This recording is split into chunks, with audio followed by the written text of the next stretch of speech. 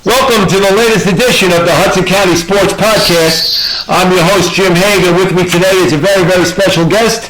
He has been one of the most storied track and field coaches in the history of Hudson County, and if not the state of New Jersey, and he's coming up on almost 50 years of doing it. He has been the legendary at this point right now, head track and field coach and also the athletic director at St. Dominic Academy. And it is my friend, and I say longtime friend, John Nagel. John, how are you doing today? Doing very well, Mr. Haig. Thanks for the opportunity. Good to always speak to you, whether it's about the Mets or the weather or life in Hudson County or, a little background on some track and field and other miscellany. But thanks for having me. No problem. Thank you for taking the time to do it. Okay. Just as a reminder that today's podcast, as in all podcasts, the Hudson County Sports Podcasts, are brought to you by Stan Sports Center, which is located at 528 Washington Street in Hoboken. Telephone number there is area code 201-798-4466. And if you get a chance to go down and say hello to my friends, Danny and Lou and Todd, and if you mention the Hudson County Sports Podcast, when you go there, you'll get a 10% discount on any retail items that are in the store. So that's not a bad deal at all. That's Stan Sports Center, located at 528 Washington Street in Hoboken. And they are the main sponsor of the Hudson County Sports Podcast, both today and in all other podcasts. All right. With me is coach and athletic director John Nagel. And John, like every other podcast, this is like a trip down memory lane. So if you can, let's take a trip back. And you and I have something major in common, in that the fact that both of us grew up in the same neck of Jersey City. But describe a little bit to people that don't know where you were born and raised, and where you got your background in sports from. Well, Greenville, St. Paul's, Greenville, where Mr. Haig went to school. I'm 2 years older than him. He said I've been doing it almost 50 years. That would mean I started when I was 11. So a little bit of an exaggeration there, but it's funny with Jim mentioning the benefactors of the podcast, Stan's. I got started going there as a young coach with a common friend that a guy that we respected, both Jimmy and I, Bill DeFazio, set me up with Stan's when I first started coaching at St. Paul's back in the spring season of 1977 when I was a senior at Hudson Catholic. And, Danny's somewhat been a constant, but in those days it was Ray Cerita sitting at the table and Jerry Lemanowitz doing the plaques downstairs, and the Toastmaster Jerry Malloy holding court in there. Wow. So a lot's gone down. Our history with Stan's goes back a long time, and my involvement as a coach, started with Billy DeFazio. I don't know whether, to be candid, Billy approached me, or there was a thing in the church bulletin that they were looking for a coach. And I don't know your recollection of it, Jim, but when I was in St. Paul's and as I got older, I played basketball and baseball, but they had track and field, and I frankly was not aware of it. And some pretty prominent people in the track and field world coached at St. Paul's. Ed Grant, who still moving really well at 94, wow, was a coach well before our time. Mike Mielko, who he had a great career. He's retired now. He officiates a little bit, but had a great career at Seton Hall Prep, coached St. Paul's. And Jerry McCann, before his political career, he coached in the little leagues, and he coached track and field at St. Paul's. And now Jerry, post-political career is coaching at St. Peter's Prep, and the track and field in St. Paul's goes back a while, but I did it for 3 years, from 77 through 79, and oddly enough, the last year at St. Paul's was the first year at St. Dom's, and in retrospect, I don't know how I pulled that off. with practices for two different schools, not having a car, one in the, in McKinley Square area of Jersey City, and the other one in Greenville, and we'd practice in Bayonne Park. Wow, that was a lot of running around. Okay, so talk a little bit about your involvement in sports. And it all began at St. Paul's, or was there something that triggered your interest in it, or did did that just happen naturally? I mean, you don't have any older brothers or sisters, so you did have your dad at that time. So I mean, was he instrumental in teaching you a little bit about sports and made you want to get interested, or what was it about? He was a sports guy. He loved it. We would go to baseball games. As Jimmy's father died in, I think, 71. My father died in 72 when I was in the 8th grade in St. Paul's, and he'd been sick for 2 years before that. So, but prior to that, we'd have the catches, and he'd hit the fungos, and, we'd do that sort of thing, and go to ball games, go to Yankee Stadium, go to Shea. My memory of the 1968 Detroit Tigers was Darrell Patterson, a nondescript player that perhaps Jimmy doesn't even remember. He's a pitcher on the roster when the Tigers won the 68 World Series, throwing a ball that my father caught during batting practice in the, lower third base boxes, right field seats, or maybe left field seats. Darrell Patterson. Wow. We would go to games, and he was a pretty stoic guy in terms of, different world then, but, jacket and tie and bow tie, and very involved in the Knights of Columbus and things like that. My mother, we were both hats after a while. Jimmy, knew Kay, knew my mother, who turned 96 yesterday. She hated sports. Okay. She tolerated it because her husband liked it, and her son, baseball on the radio. We'd go in car rides, and Murph, the Met broadcaster Bob Murphy, and the Mets would be on the radio when you'd have to put the transistor radio on the back seat of the car where, you could get clear audio because you couldn't when it was under the roof. And of course, she wouldn't allow the game to be on the actual car radio, and Marv Albert under the blankets, and, listening to Knicks and Ranger games and so on and so forth. Hawthorne Wingo died the other day. Just remembering Marv and those kind of things. So Hawthorne Nathaniel Wingo Jr. How about that? Absolutely, yeah, absolutely.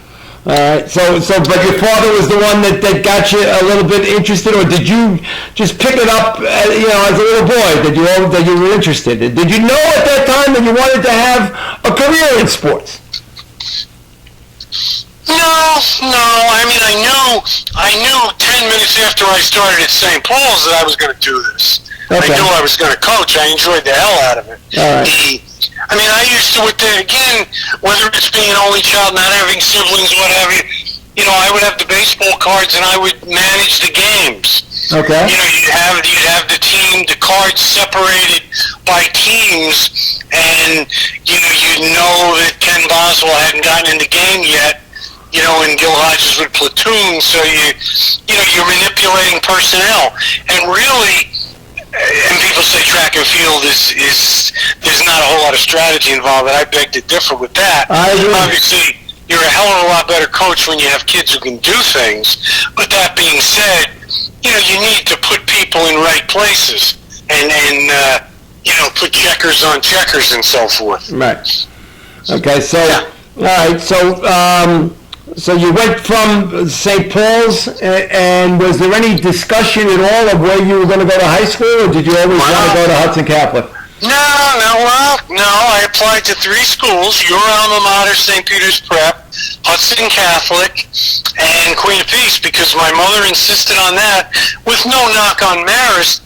But Kay didn't like Jersey City at that time. Okay. She grew to like it and tolerate it and become a Jersey Cityite as time went by. But she was a Bronx girl, and she thought it was a little armpit of a place.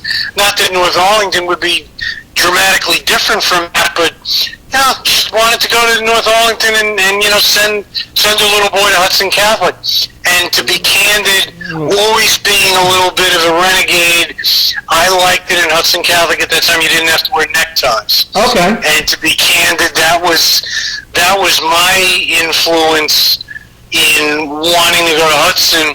And Kay, my mother, forgive me, she liked the way that Hudson Catholic looked after her little boy.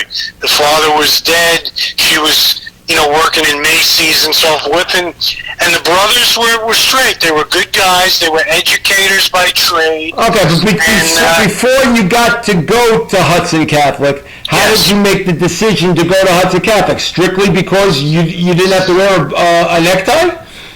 That was my criteria when I managed to get Queen of Peace out of the mix, because I didn't want to leave Jersey City. You have your buddies, you have your let's go back a little bit. Okay, sure. You right? I don't know whether or not Kay drove at that time, so how was the little boy supposed to get from Carew Avenue in Jersey City to Northarlington? Well, no. She wanted to move the whole operation. Oh, okay. All right. Yeah, she actually did drive out of necessity. My father had a pretty good job with McAllister, which is a tugboat company, and he got sick when cancer was a death sentence, and the men who he worked with were very good to her, and they taught her how to drive. And you might remember, not to bore the audience, but when I was in the 8th grade, you were in the 6th grade, and we did a production of Fiddler on the Roof. Very well, yeah. And one of the nights we were dropping one of the kids off Robert Collins on Sheffield Street. Okay. When Rutgers Avenue went in the other direction, and she made a left turn, and either she panicked, or the wheel locked, or the brakes, or she hit the gas or something, and we were up on somebody's porch. and that ended Kay's driving career until years later. You would remember Vic. She married Vic Bastek, who was a very nice man. Great man. Then when he died, I taught her how to drive again, so she had some independence then as a 70-plus-year-old lady. I remember she came with me to the last game in Three Rivers Stadium in Pittsburgh. Now I guess that's 91. Wow. And we're driving around the then empty lot at Three Rivers Stadium. But that never caught on, and she just, she was a bus taker and take the path and take the... Right. No, but the plan was to move to Northarlington. Okay. And incredibly, so was it the plan of Helene Haig, who thought of some reason like moving to Northarlington was like going to be like the move to the internal suburbs. I don't know what it was. But, I don't know what, it's a nice little town. I don't know. I don't know what the rule was, but there was a thought process when I was in 7th grade that she wanted to. Now, obviously, the plan was always that I was going to go to St. Peter's Prep, but she wanted to move to Northarlington for some reason. She was going to sell the house and move to Northarlington. So anyway, all right. So you were now going to Hudson Catholic after St. Paul's, and did you right away know you wanted to get involved with sports there? And absolutely. Well, I played baseball and basketball at Hudson Catholic at St. Paul's. Played basketball. It was a split varsity team. I was Tim Gorey's caddy. He was a good player at St. Mary's. Right. On a team coached by Ray Wilson. Okay. And then I played baseball for Vinnie Smith. Vinnie Smith was the head coach of the baseball team? He was. Wow, it's not Joe Kenny. Okay. Joe Kenny. Vinnie Smith was on the staff. You're correct. Yeah. Joe Kenny was the coach. Absolutely. Sorry. That is correct. And basketball went really well. I played every game. I'd get my share of minutes. I could shoot the ball. Pretty well. we'll get to how that manifested itself at Hudson Catholic. But at St. Paul's, and I shot fairly well at those games, and I don't know if I liked the rims, and that may have had an effect as much as the neckties did. But we did that, and baseball, 0 for 15 on the season. Again, my father was dead, no older brothers. Didn't have a whole lot of direction. Commented earlier, I always had a sweet tooth for being a renegade, and I like Richie Allen. Okay. So yes, Kay got me the biggest bat I could find, and I doubt that it was 40 ounces, but it was feast or famine. And I would either be swinging late, or I connected once against Bob Hammer, who ended up having a good career at Hudson Catholic. He was at St. John's at the time, and hit a sacrifice fly for a run batted in when we played the games at the Annex at Roosevelt Stadium. Oh, yeah. Which is now part of Society Hill. Well, it was a bomb. Yeah. The left fielder had a backpedal and caught it. So, 0 for 15 with one sacrifice fly, 1 RBI, and, they had me pinch run a couple of times, and, I could play good defense. So I'd get in the games. I came to practice all the time. So those were good days. Okay. And then Hudson came. Okay. And then Hudson Catholic, did you try out for all the teams at Hudson Catholic? Cut. Okay. Yeah, I was, again, they were older, but and at that time Tom Murphy was the freshman coach. You remember Murph? Very well. And Joe Pope was the varsity coach. And I could still shoot the ball and shot the ball really well, but they were doing dribbling drills, and something involved, dribbling behind my back, and, it went behind my back and up against the wall, and, pretty much the writing was on the wall, and it was, that was the end of that, and, I still had the oversized bat as a freshman. I guess Joe Kenny or Vinnie Smith did not correct that, and cut, and then cross-country track and field began the following year in the 74 cross-country season, and I have not missed a season since. All right, and how did that come about? Did you like running? Did you have an affinity for running at that time? I was always told I had some speed. I remember running, little events that the YMCA would have. Kay sent me to the Y for swimming lessons and all those things, and they had a couple of track meets in Lincoln Park, and, I had some speed, but again, naive, dumb, whatever you care to call it. John Longworth, who was at the time the Hudson Catholic, he was new, he only did 2 or 3 years, was the cross-country coach, sent out a letter, and I always had a sweet tooth for traveling, and this is the absolute truth, and in the letter it referenced cross country, and I thought, I'm going to get to see Iowa a little ahead of schedule. Okay. So I went out for cross country, and to be candid, did not have the onions, as Bill Raftery would say, to be a good cross country runner.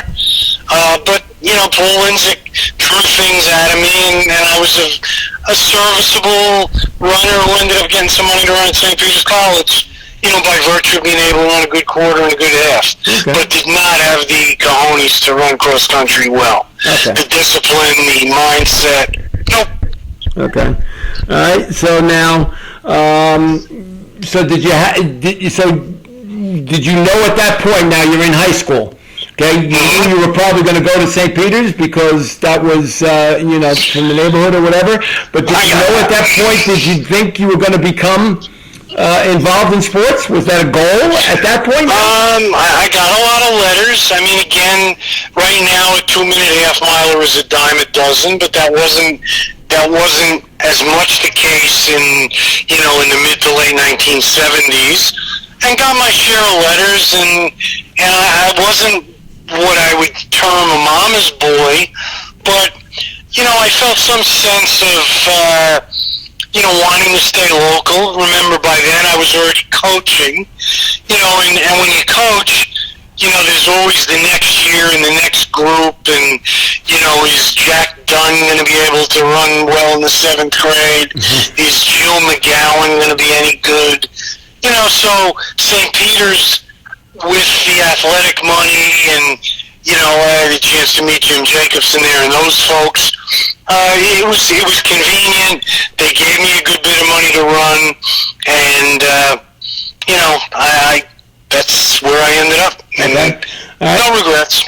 No, but was sports as a career, or like, say, for instance, what was your major, and were you thinking at all about the future? Education. Well, education.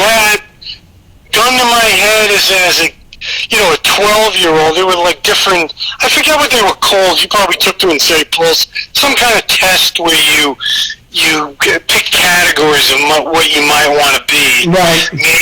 Maybe you selected that you wanted to write. Maybe you didn't. No. But it was police work and then education, or in whatever order. Okay. And again, once the coaching started, the teaching and coaching became a match, and so I'm an education major, elementary, with a K-12 certificate in reading, and then a few years later got a master's in school administration, which I got just in time to go work for Jersey City, which had no validity to the world of secondary education, other than the fact I've been a high school AD for 30 years. Right. Okay. So. All right. So then, now get into the talking. You got into coaching through Billy DeFazio. Did you say to him, Billy, I'd love to be able to be the coach, or did he approach you and say, I would like you to be my my cross country and track and field coach at St. Paul's? Or how did that all come about? I remember clear as day. It wasn't an interview at a desk, so to speak. No, you didn't have a desk. I don't even know if he knew what a desk was. But that's I know he didn't know what cross country was. I'll tell you that for sure. I coached both his daughters, Melissa and Stacy, at St. Paul's. You had the office down in the basement of the Lembeck room. Right. But the meeting was not there. I think it was a combination of he probably would have known me parachuting into basketball and/or baseball games, and there was a thing in the church bulletin, we're looking for a coach. Oh, it was? I think that fella John Whiteley had done that for a year. Okay. I could be mistaken, but he was not Ed Grant or Mielko or McCann. No. So there was a vacancy, and said, let's give it a crack. Let's see what we can do. And, you get enough kids, and this, at 61, having now coached for close to 45 years, I wonder what could have been done with those kids differently then. This is Bob Seger, so I wish I didn't know now what I didn't know then. I wish I knew a little more then that I might know now, and, to help those particular kids out. But, you do trial and error, and frankly, grammar school, one thing I think we were a little bit ahead of the curve. We didn't let the babies do it. I don't think 6-year-olds and 8-year-olds necessarily need to be running in a circle. It's monotonous, it's tedious, and it devalues the medal. Okay. So the only young kids we had on the team were Pat Dunn, whose daughter is now a senior in St. Dom's, and Norman LaFurge, and they were basically allowed to stick around because they had older siblings, and they came with the package. But as a policy, it was more for like 5th to 8th graders. That was if I can say a coaching philosophy as a 17-year-old, where it was a little more, it wasn't baby stuff. They were getting workouts. Okay. Well, incredibly, if you think of it, okay, at 17, you're coaching at the grammar school that you went to, and lo and behold, at 17, there was somebody else who coached at the grammar school that he went to, and you know where I'm going at right now, and it led for him to have a Hall of Fame coaching career. Oh, yeah. I mean, he's in a different area. No parallel? The beauty of that's flattering, and thank you. When I got inducted in Hudson County Hall of Fame, I referenced the likes of Bob and Alice Schmidt and DeFazio and Spinarkle and O'Corn. Those are Hall of Famers. Nagel's a pimple compared to them. That being said, we've had a good run. But in terms of Bob Hurley, I remember when Bobby the son, we ended up coaching his daughter before they moved to Buffalo, was the same size as the ball coming out of the orange dots, and Bob was running the summer league, and I had a bad first half in a game, and Bob is not just refereeing, he's like sort of announcing the game. Okay. And I hit some bomb from the corner right near the convent, that end of the courtyard. Okay. And he goes, Nagel, what a turn of events. Like I must have hit 2 jumpers in a row or something. and that man, to now into his 70s, the shtick has never changed. Not once, no. The humor has not changed. The ball busting, I guess I can say that. Look, I just did. Yeah. That has not changed. And he made it fun. It may not have been fun the day you were in the crosshairs, right? But he made it fun. Without question. And I was lucky. With Paul Linzick, with Jim Jacobson, they were teachers who made it fun. Right. And we've tried to do that with the kids in our care at the stops we've made through the years. Okay. All right. So now to talk a little bit about, now you're coaching at St. Paul's. And then all of a sudden, I guess you got wind of the St. Dom's job opening, or how did that? Alex Reeves was a fellow who I remember. He's a little older than me.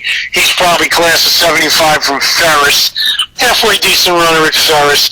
He was doing St. Dom's and had issues at home or had responsibilities, and he couldn't work for the stipend of $0 that they paid. And he, wrapped it up. And that's what it was back then? It was $0? The first 3 years I was there, it was $0. All right. Well, yeah. That's not a lot of fun to do things for $0. All right. No. It's not a whole lot more than $0 now. But I agree, but it's still better than $0. No. And then they've tried. They do a great job. It's a great school. All right. So anyway, so then Alex wraps it up. Yep. And I knew a couple of the parents, and remember, I'm the same age, give or take 2 years, as the kids who are older on that team. That's correct. Right. I'm 19 to their 17. There was some knowledge that, hey, this kid's coaching St. Paul's. Why don't you give this a shot? Okay. And the logical progression was, you do a couple of years at St. Paul's, then you do a couple of years at St. Dom's, then you go to a boys' high school, and then there's a college job. Okay. And all of a sudden, again, you go to St. Dom's, and there's one team that's pretty good, and then the 79-80 school year, whole year, 10 months, 3 seasons, we won 7 medals. Okay. We stunk on a good day. All right. And those kids didn't work any less hard than the expansion team the first year we had. There weren't as many of them. They were hard-working, but again, I wish I could coach them now. Not at 60, not them being 55, 58. No, they would be a little slow at this point. Yeah. And then we got lucky the third year and got a freshman class for the ages that stacks up among the 3 or 4 best we've ever had. And all of a sudden we haven't stunk too many times since. No, I don't remember stinking at that point at all. After that, no. So, at that point, and then did you realize that you had the bug? That like now you've been doing it for a couple of years, and you said, "Wow, this is really something that I could really get into." Yeah, absolutely. And again, mentioned, I kind of sensed that 10 minutes into St. Paul's. But yes, I like the challenge of every year a new group of kids, and we're not parachuting kids in from parts unknown. They're overwhelmingly local kids, the majority of whom then and now didn't run in grammar school. There really aren't a whole lot of viable feeder programs. We're not getting in studs from different places, and you get a new group of kids, and let's see what we can do with them. And therein lies the challenge. Okay. Every year trying to, we have standards and expectations, and, now they're going to hit the wall. Well, it hasn't happened yet, and there's no reason to think it's going to in the years ahead, Okay. All right, well, we'll be back with more as John Nagel gets his feet wet as the coach at St. Dominic Academy. But we'll be back after this brief message from Stan's. Stan's Sports Center is your local full-service sporting goods vendor and authorized team dealer. They offer quality products and dozens of brands to outfit your team top to bottom. Stan's has proudly been supporting the local community since 1946 and is your one-stop shop for uniforms, equipment, online team stores, and much more. Locations in Hoboken and Saddlebrook and servicing the entire tri-state area. Visit them on the web at stansportsctr.com. That's stansportsctr.com, and check them out on social media for their latest creations. That's Stan's Sports Center, located at 528 Washington Street in Hoboken. Telephone number is 201-798-4466. And if you go down to Stan's, mention the Hudson County Sports Podcast, and you'll get a 10% discount on anything retail in the store. So any type of Mets gear or Yankees gear or whatever you feel like having, 10% off. All you have to do is mention the Hudson County Sports Podcast. Not a bad deal. So say hello to my friends down at Stan's when you go down to visit, and just mention the Hudson County Sports Podcast. All right, we're back now with John Nagel, my special guest today. And John, now talk a little bit about going to coach on the high school level. At all intimidated at all? At all a little worried? Or what was the thought process saying, okay, I'm now going from coaching grammar school kids to now I'm coaching high school kids, and the competition value that goes with being, a high school varsity coach? I was either too dumb or too cocky to feel that way, but it's doing workouts properly, getting the kids in your care to believe that you have their best interests at heart, and that there's a rainbow at the end of all the hard work. The 90-degree days and the 15-degree days and the rain and everything that goes into it, is going to result in good things. Whether that's, a sixth-place medal at the county relays, or whether that's winning at Penn, or whether that's winning to meet the champions, or getting a scholarship, or what have you. When you start out, it's baby steps. It's all new. You're learning. You go from being the baby of the group to being, a 19-year-old varsity coach to now at 61, Krasinski still does cross country, but aside from him, I'm probably 10 years older than the next guy, and, this is indoor season number 43. Okay. So we've been doing it a long time, but at the beginning, no, it was, Jimmy, it's doing workouts, it's preparing workouts, it's asking questions, remember at that time too, I'm teaching at Hudson Catholic, and I'm working with Paul Linzick, who I always thought was a wonderful coach, who made fun of his coaching tree is phenomenal. Whether it's Tommy Downs or Hogan or Paul Sanasiri or, I guess Patrick Monagle is from his tree. Right. I'm forgetting some people, it made it fun. Again, the art of making people comfortable. You can do this. Okay. Just trust me. You can do this. And then watching a kid just develop into a confident, with the girls, a confident young lady who is not going to take crap from anybody because they work just as hard as the next person, and in many cases 3 times as hard. Okay. All right. Go back to the early days, and was there one team that stands out in your mind, like saying, wow, this is a really good group, and they didn't have to necessarily be champions, but was there one group early on that you said, wow, this is a fun group, this is something that I'm going to look forward to? Or are they all fun, and were they all great? Talk maybe a little bit. Was there a team that maybe overachieved more than others, or was there a team that didn't do as well as you thought? But no, I don't want to get into negative stuff.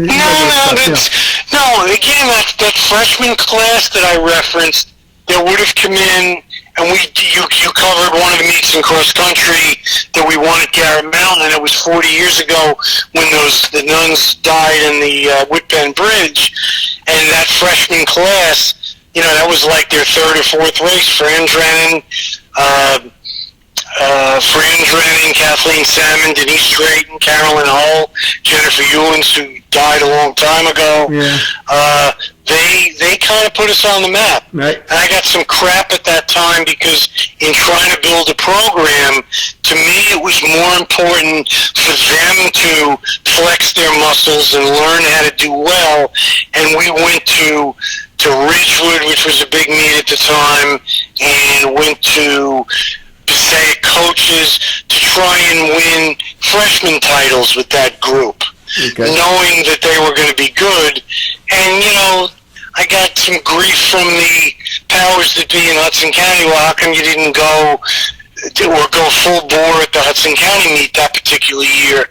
Because to me, it was easier to sell to them the success they were having with their peers than try to spin, well, you were 5th in Hudson County, which would have been real good, but it's not the same as you won this, you won that. It was a mindset. So those kids were good, and they all ended up having very good careers. And then, I could roll through the names, and then, Demi Vanachanos and Julio Sullivan contributed to that. And you start having groups that overlap, that, can do different things. And you don't want to have everybody doing the same thing, because while certainly in cross country everyone races the same thing, right, but you want to have different people to be able to cover the maximum number of events.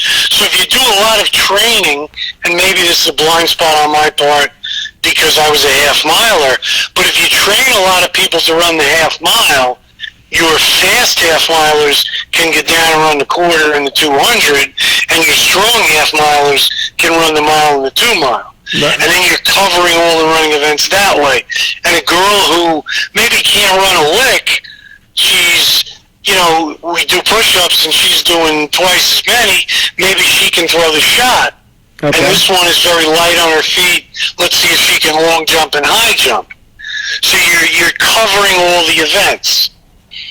Okay. All right. So of those early years, was there maybe a couple of kids that you saw the potential in them, and you said to yourself, wow, she's going to develop it to something really special? And go back to, I don't know, the first couple of years. Was there anybody that stood out in your mind that became then maybe, who knows, became a Hall of Famer?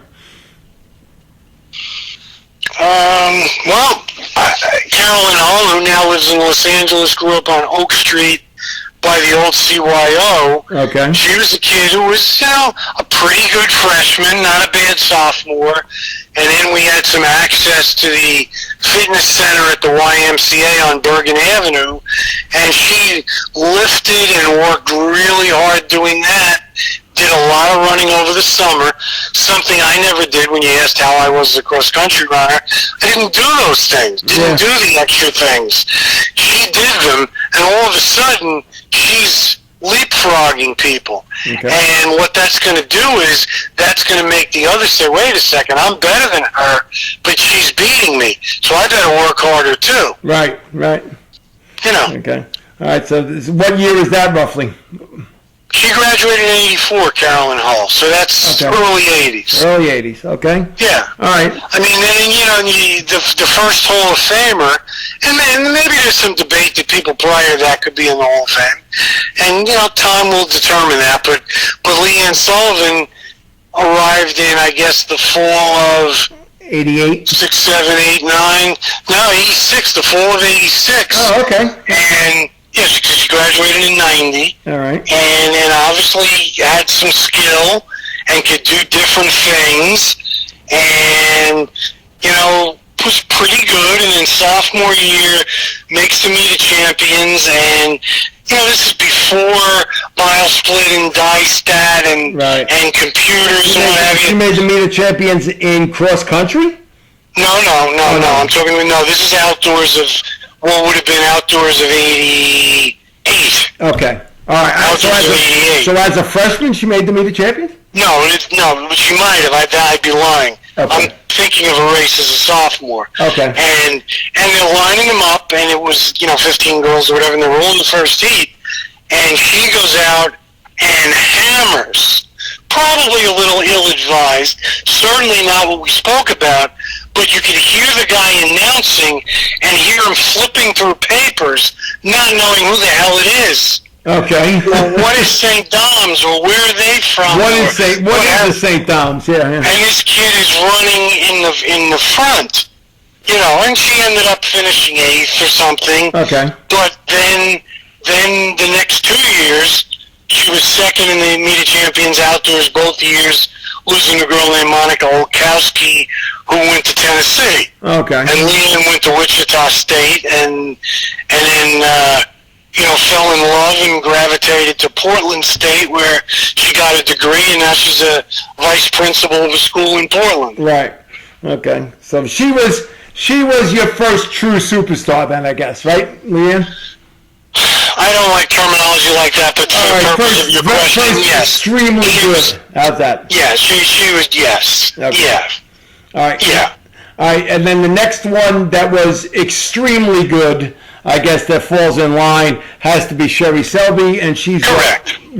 She's 94. She graduated. She's 95. 95. Okay. Well, she went to Northeastern on a freebie and set a lot of their school records. Right. Some of which held up for 20 years. A lot of them are gone now, but. Okay. Yeah, Sherry's an attorney in Durham now. Okay, and more importantly, Sherry Selby was the first ever Hudson Reporter Athlete of the Year, and that's when, back in a time when there was only one, both male and female, and she got it both for, she beat out all the boys that year, Yes. I think and there were some good boys, Sherry was good. Sherry medaled at 6 Meet of Champions, Yeah. Wow. She was good. Yeah, okay. She was good. All right. And then just roll it off. I mean, do you ever at that point say to yourself, boy, we got a really good thing going because of all the different county, and then by then you got your couple of wheels already by then, right? You won a couple of Penn Relay wheels, right? First one was with Selby. One was 95 with Selby. Okay. All right. So now there's some big time awards that are coming to your track and field program, and you say to yourself, okay, we're now no longer just that little school that's located on the corner of the Boulevard and Duncan Avenue. We're now making our name for ourselves throughout the entire state, and which is cool. Which is cool. Yeah, I mean, geez, and you took Sullivan graduated 31 years ago. Yeah, Sherry's 25 years ago, 26 years ago. Scary thought. Scary thought.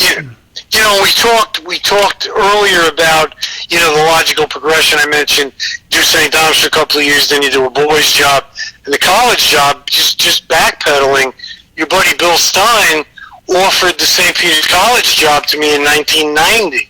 Okay. And I really thought about doing it because that could have been a starter kit for another college job, because I always had a sense of how to recruit at a place, at a mid-major like St. Peter's. You're not going to get the best of the best. No way. But if you recruit a lot of people's fifth man and fourth girl and those kind of things, that's how you build a program. Right. And what Mazzone did at St. Peter's in winning those 3 MACs in a row was phenomenal. Phenomenal. Yeah. So I gave that a thought, and I ended up I felt bad because the ink was maybe getting close to drying, and there's always another group, and then Eric Rigby and Karen Leahy are going to be seniors, and let's see what we can do with them. Oh, he's leaving because Sullivan graduated, and he doesn't think they can do it again. And then all of a sudden, then you stay for another group, and and then all of a sudden you're at 61. Yeah. Okay. But it's a little bit of a huge jump there, but that's besides the point. Yeah. Do you at any point do you realize, oh my God, I've won, 9 county championships, or then 13 county championships, and I don't even want to know what the number is now. Only probably because it gets lost in the shuffle a little bit, or it only happens when I have a chance to do some sort of reflective type of story on what you guys have done. But it's on the back of your spring Thor shirt, and off the top of my head, I couldn't tell you. Yeah, okay. That's not important to me because, and people say, you've won this, you've won that. I haven't won crap. I still haven't run a race at St. Tom's, jumped or thrown. Right. The kids do it. Right. I've been fortunate enough to have a lot of lieutenants for 40-plus years that have really been valuable assets, from Greg Sachansky and Jim Maliff at the beginning to McClellan and Maureen for years. Maureen was on the team as a kid. Right. Contributed, was an excellent coach for many years, and then coached at Jersey City State and St. Peter's. Patrick McMonigal's been around for 16 years. McClellan put in a good 15. Delaney when he was there. Now we have Jamie Laurie in Fargo. Right. Christina Jimenez, Mario Do us Tesla. a favor, John, and mention full names, because a lot of people don't know who you're talking about. So go back. I'm sorry. That's okay. Don't apologize. Well, go back. Again, in the danger of this with no notes, I'm speaking off the top of my head, but when we started, and I've never been named the head coach, by the way, there were 3 of us. There was Greg Sachansky, who was my teammate at both Hudson Catholic and at St. Peter's. Greg, a freakish guy in the sense that he could power lift and run a 2:30 marathon, which is a really odd combination. Okay. And Jim Maliff, who ended up being a principal at Wall, Jim Maliff's father won 5 watches while running for Villanova. He did a couple of years. Then Maureen Nally and John McClellan put in a good 15 years each. Right. Contributing to a lot of those teams and the kids that, we've referenced from the, the late 80s to the late 90s. Then the more recent vintage, Patrick McMonigal, and then alums like Maureen, but Mario Teschlog, Christina Jimenez, who's now a doctor, right. Physical therapist, Jamie Laurie, who's a graduate, Jennifer Fargo, and again, I'm probably forgetting people, and I apologize for that. You said Delaney, but that's Keir Delaney, so, right? Yeah. I have this selective memory that lapses at times, but yes. Right. All right, so I'm going to say there was a very, very life-changing, I can't say episode, but a life-changing time in your life back, I'm going to say 2009, 2008, somewhere around that realm, was when you were diagnosed with cancer. I thought you were going to mention when Ashley was born, which was 1997. And she's a wonderful young lady who is now 23. All right, so say a little bit about what Ashley Nagel, Nally Nagel is doing now. What are some of the things she's doing? How old is she? Ashley will turn 24 in August, which is frightening. Right. Says their journalism paperwork from Quinnipiac. Okay. Does a lot of writing. Does a lot of blogging. Does a lot of pontificating. Okay, but she never got the Jones to run at all, and was that? She was a contributing freshman in what would have been, I guess, 2011, and ran a couple of tough races. I'm in the shadow of the Armory now. Ran a couple of tough races there, but Ashley, despite her mother being an athlete, me having some athletic ability, Ashley was a dancer, was and still Irish dancer, ballet. Okay.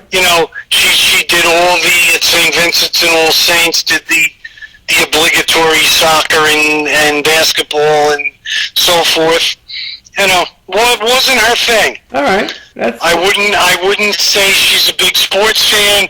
I mean, she's gone with me. She likes events. She went with me with Jeter's last game, things like that. She claims she's going to come to the Field of Dreams game in Dyersville this summer. Okay.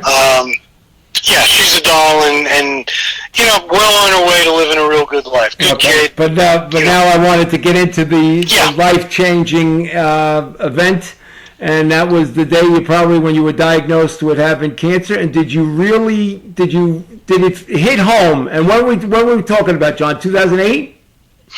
2008, Jim. We were at the Olympic trials. Okay. I mentioned Patrick McMonagle a minute ago. Patrick was with me. And the Olympic trials every 4 years, and now it's 5 years if they have it this summer. You see people that you don't see all the time, and you go out and you socialize and you eat and you have a couple of happy recaps and so on and so forth. And where I was at,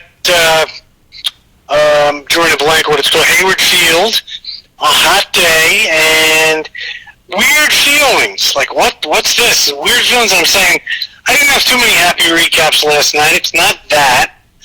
And then stomach pain started, and, the last 60 hours of the trip, I couldn't eat, couldn't,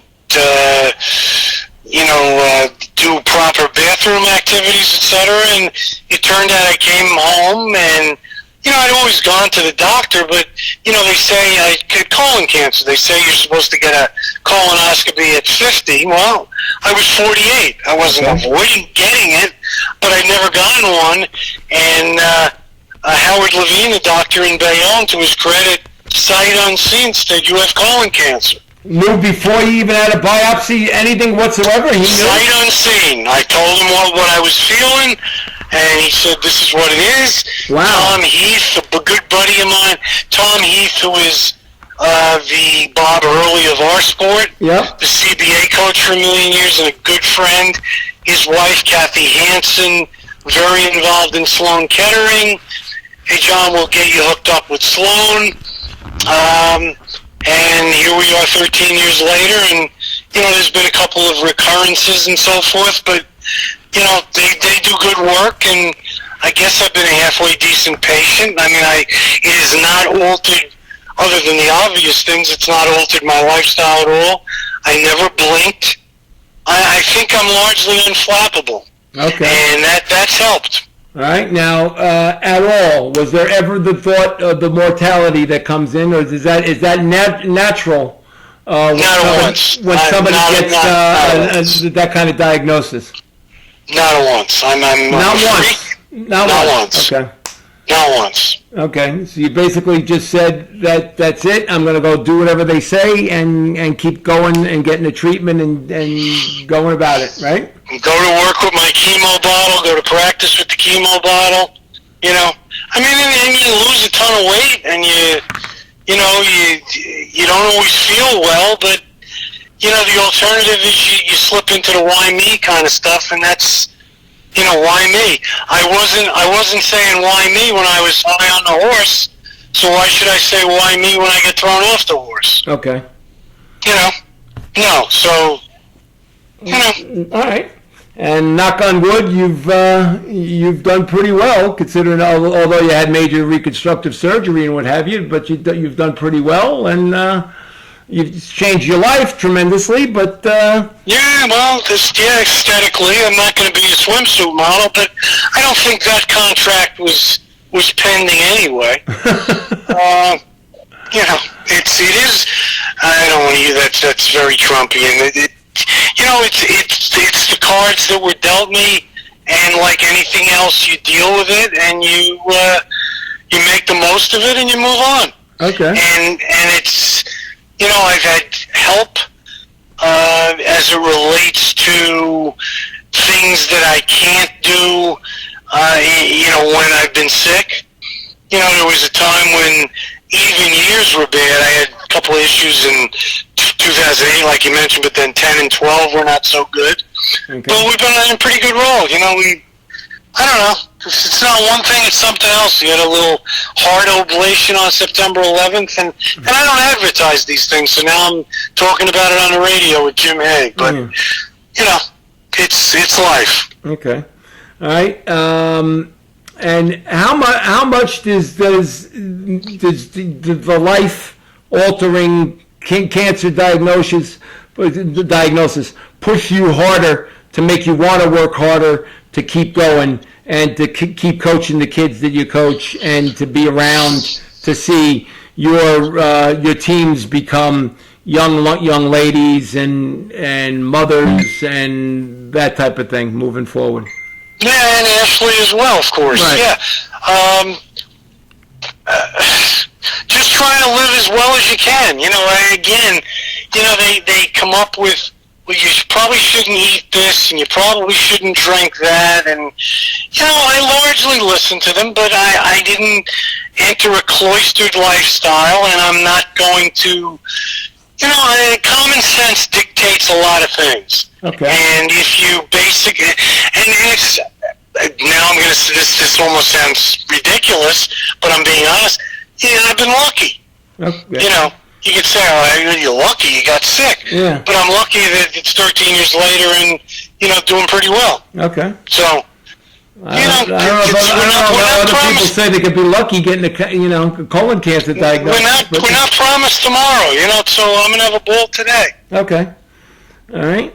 And how much, do you enjoy it today as much as you did when you were, say, a 19-year-old kid just starting out in the business? Did you look at it and say, wow, there's been a lot of fun? I love practice, yes. Okay. I enjoy it more. I love practice. Okay. It's a classroom. It's a classroom. You have kids who want to be there. They don't have to be there. And they realize they're part of something special.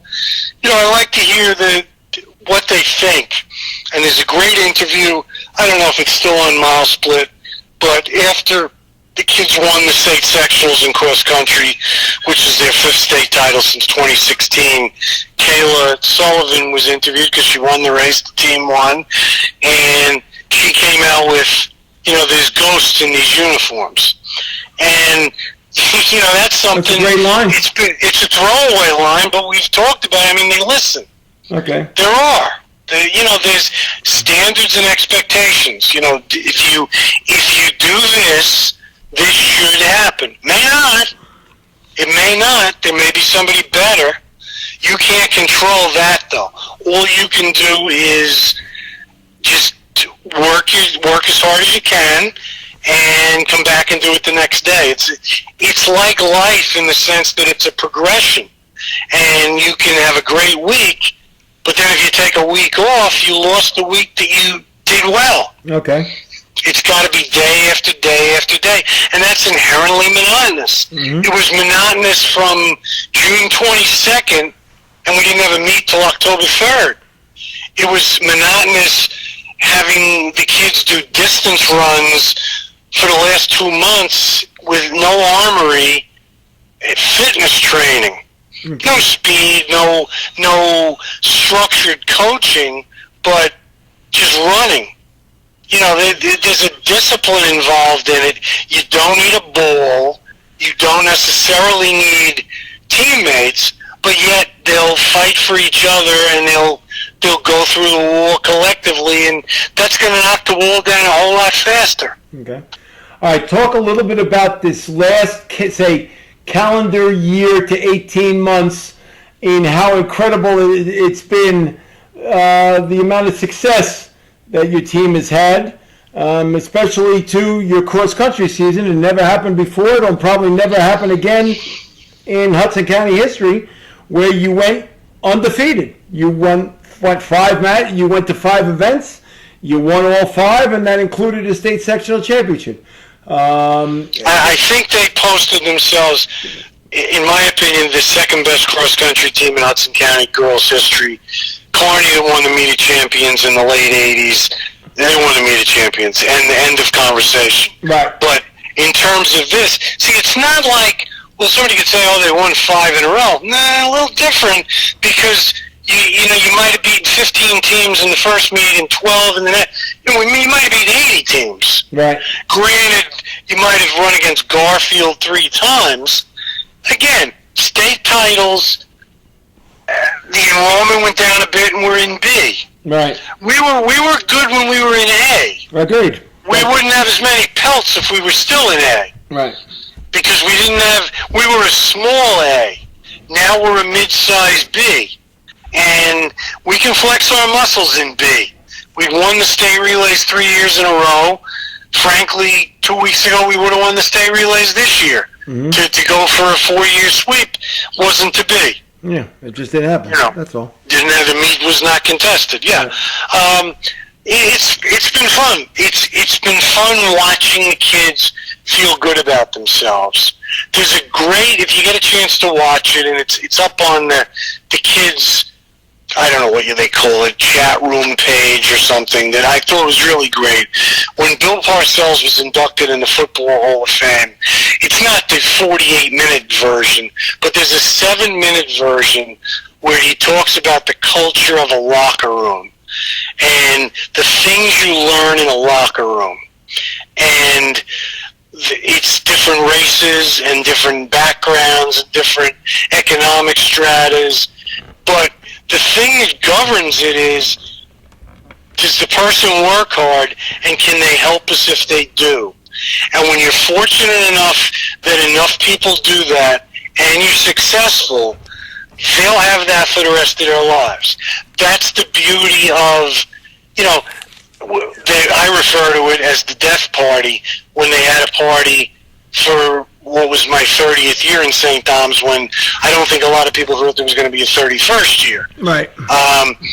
But the groups of kids that get together on a regular basis that haven't been on the team in 45 years, in 40 years, in 30 years, it says a lot for the history of what has been accomplished at that school. It's a great place. Okay. All right. John, stay with us. We're going to have one more commercial break, and then we'll be closing up with you. Just wanted to say one more time that Stan Sports Center is your local full-service sporting goods vendor and authorized team dealer. They offer quality products and dozens of brands to outfit your team top to bottom. Stan's has been proudly supporting the local community since 1946 and is your one-stop shop for uniforms, equipment, online team stores, and much more. Locations in Hoboken and Saddlebrook and servicing the entire tri-state area. Visit them on the web at stansportsctr.com. Again, that's stansportsctr.com. And check them out on social media for their latest creations. That's Stan Sports Center, located at 528 Washington Street in Hoboken. Telephone number 201-798-4466. Say hello to my friends Danny and Lou and Todd and everybody down there. And if you do, mention this Hudson County Sports Podcast, and you'll get a 10% discount on all of their retail stuff that's in the store. Not a bad deal. 10% off on all retail. Not bad whatsoever.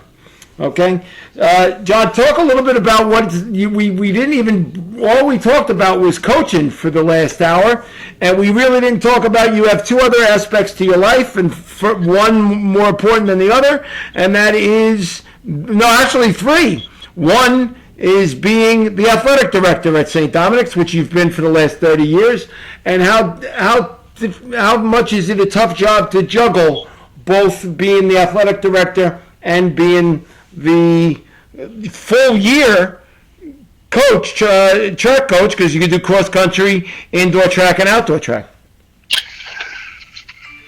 I haven't used this cliche yet, but it's really a labor of love. The typical St. Dominic Academy girl works hard and will go through the wall for you, and that's true with the other sports. Our turnover with coaches is not really all that high. People come and they stay for a while, and do as well as they can. We're generally above order in most things. When we have a good group, they'll shine. We've won an HCIA basketball title, won 5 softball titles. Swimming used to be dominant. Now they're top 3 every year. Volleyball's a work in progress. Tennis has had some highs. Soccer won 3 titles in a row. The dance team has gotten acclaim through the years for their excellence. The coaches put the time in.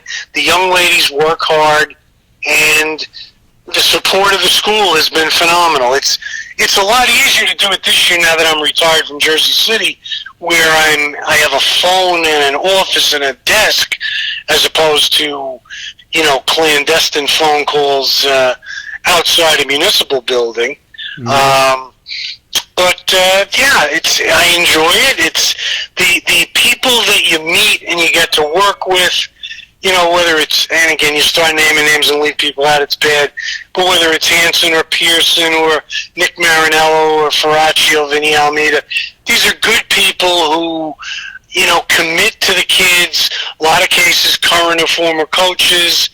And you watch how they do things. You watch how, we mentioned Bob earlier, how he coached. And you watch how people conduct practices and pick each other's brains for different things. It's a lot of fun. Working with the kids, working with the coaches, the school's been very supportive. If Coach X says, I need such and such, if the need can be justified, the merchandise is acquired. And, for a school with no gym, track, pool, etc., by and large, we've done pretty well. Okay. All right. Now, the other part of your life is as a track and field official, and you're able to wear 2 different hats, not at the same meet that you're coaching at, but you also officiate at meets where your team is not competing. And how different is that to watch a track and field meet out from the other side, where you've got to worry about distances and times and what have you? It's different. I learned from Bernie McGee. It keeps your eyes sharp in terms of how to see a finish line. Of course, now that's less of an art because everything's on a camera. Right. But just the angle of looking at a finish line when you're picking a Wequahic boy against a Linden boy with no dog in the fight. Okay. It just keeps your eyes fresh. I mean, again, like anything else, if you're around a long time, you do these things. I mean, Frzinski's fiefdom was 30-plus years, which is uncanny, being the president of the Coaches Association. I've done that now for 7 years. Bob Conway done. I'm the president of the Catholic Track Conference, an officer for the HCIAL. So I don't put all these titles on the letterhead and what have you, but meet administration is an important kind of thing. And, people rely on you to do it. They'll sure bitch about it if they don't like how it's being done. And it's a lot easier to do it when, you don't have a team that's going to contend. Right. Sometimes it's probably easier to stink than it is to be competitive. But we're not going to try for that. No, but you don't want to get it. In terms of the finish line, it's keeping your eyes fresh. It's seeing things. It's watching how other people coach. It's picking and learning things. Okay.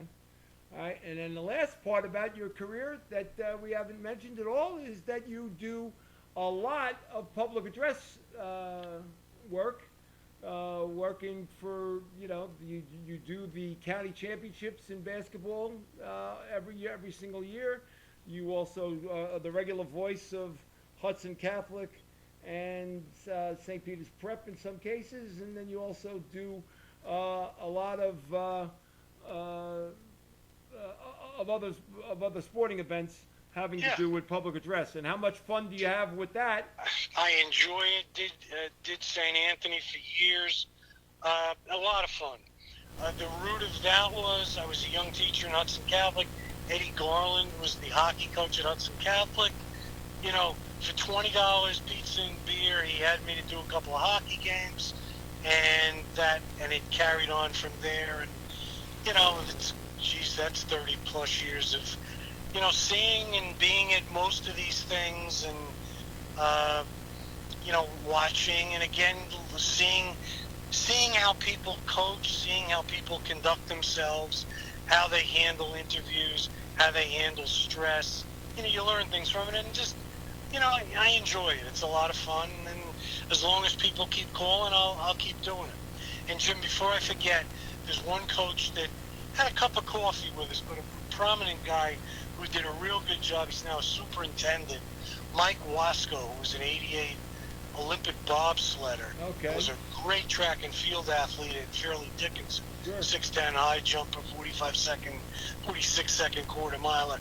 Mike, when he taught briefly at Hudson Catholic, worked with us, and he was a big asset to what we do. And you know, he pops up every now and then. His kids are running in to Hillsborough now, but anyway, I wanted to mention Wasco. Good guy. That's okay. All right. So all total, John, you know, when you put it all together in one, I say, pot, so to speak, coaching and athletic administration, public address announcing, being an official at track meets, and you've been doing it now for 40 plus years. Got to say to yourself, boy, I've had a pretty good run, haven't I? Oh yeah, and seeing game in every arena in the four so-called major sports. Nice. That you know, so yeah, it's been a whirlwind.